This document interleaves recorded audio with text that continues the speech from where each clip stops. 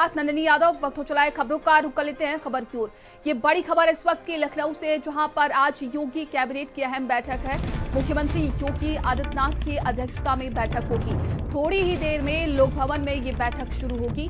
2 दर्जन से ज्यादा प्रस्ताव पर आज मुहर लग सकती है। वहीं गेहूं क्रय नीति को लेकर मंजूरी भी मिल सकती है। आवास, उद्योग और पीडब्ल्यूडी के प्रस्ताव भी इसमें शामिल हैं। माध्यमिक शिक्षा, नमामि गंगे के प्रस्ताव शामिल हैं। निराश्रित वृद्ध दिव्यांगजन पेंशन से जुड़ा भी प्रस्ताव आज उन सभी को मंजूरी मिल सकती है। पेंशन में बढ़ोतरी का भी प्रस्ताव पेश हो सकता है। निवेश प्रोत्साहन नीति से जुड़ा भी प्रस्ताव पेश हो सकता है।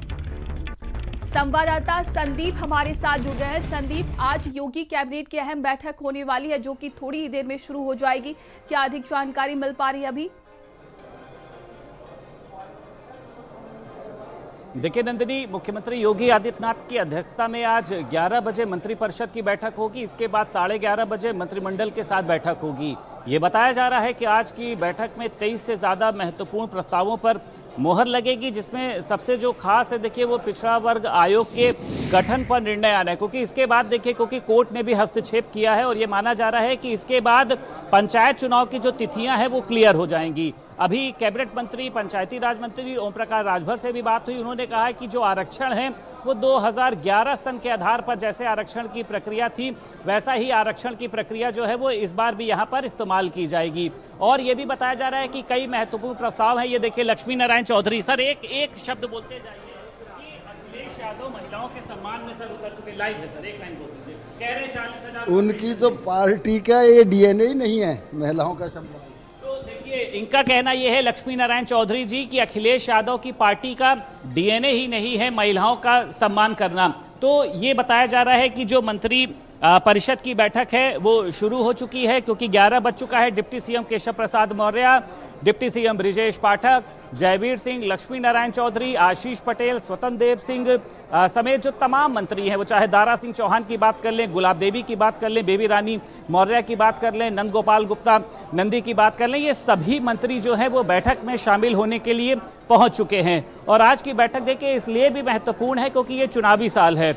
योगी सरकार के जो एजेंडे हैं, सरकार ने अपने घोषणा पत्र में जो वादे किए थे उनको पूरा करने का समय है। वो चाहे औद्योगिक रूप से हो, वो चाहे इंफ्रास्ट्रक्चर के रूप से हो, चाहे स्वास्थ्य में हो, तो तमाम जो आज ऐसे महत्वपूर्ण प्रस्ताव हैं, आज उन पर यहाँ पर मोहर लगाई जाएगी। और आने वाले समय में इनको कैसे लोगों के बीच में जाना है, क्योंकि जो भी प्रस्ताव आज पास कराए जाएंगे उनको धरातल पर उतारना भी होगा। तो कैबिनेट बैठक जो है वो मंत्री परिषद वाली ये शुरू हो चुकी है और लगभग ये बताया जा रहा है कि आधे घंटे की ये बैठक चलेगी। और इसके बाद 11:30 बजे मुख्यमंत्री योगी आदित्यनाथ मंत्रिमंडल के साथ में पूरी बैठक लेंगे। उनसे एक योजना भी जो है वो विस्तृत रूप से पूछी जाएगी, क्योंकि जब भी कैबिनेट की बैठक होती है तमाम मंत्री अपने विभागीय अधिकारियों के साथ भी देखिए पूछते हैं कि उनके विभाग की आखिर जो रिपोर्ट है वो क्या है और किस तरीके से उनके विभाग में आगे काम देना है। क्योंकि अभी हाल ही में आपने देखा था कि बजट भी सभी विभागों को दिया गया है। तो मुख्यमंत्री योगी आदित्यनाथ निर्णय पे तो जरूर चर्चा करते हैं, लेकिन बजट पे भी चर्चा होती है। अभी हाल ही के दिनों में सरकार ने अपने 9 साल पूरे कर लिए हैं और ऐसे में देखिए तमाम विपक्ष की तरफ से आरोप भी लगाए जा रहे हैं। और जैसा कि आपने बताया कि 2027 चुनाव को देखकर भी ये बैठक बहुत ही ज़्यादा महत्वपूर्ण हो सकती है। ऐसे में देखिए क्या लगता है किस तरीके से सभी वर्गों को ध्यान में रखा जाएगा?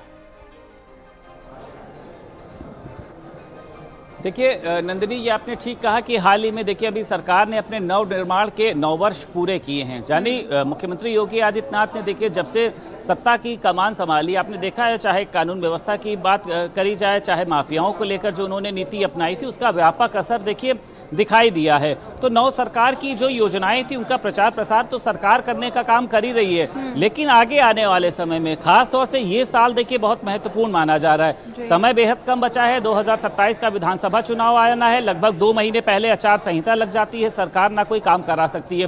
तो ये जो कुछ समय बचा है, इसमें सरकार ये चाहती है कि जो भी उन्होंने वादे किए थे, खास तौर से जो बजट मिला है, इस बजट को पूरा खर्च कर दिया जाए। तो देखिए स्वाभाविक सी बात है कि सरकार की जो विकास की योजनाएं हैं वो लोगों के बीच में पहुंचेंगी, तो ऑटोमेटिक जो सरकार का प्रचार प्रसार है वो लोगों के बीच में होगा। और मुख्यमंत्री योगी आदित्यनाथ का ये भी कहना है कि कोई भी विकास की जो परियोजनाएं हैं वो लंबित नहीं रहनी चाहिए।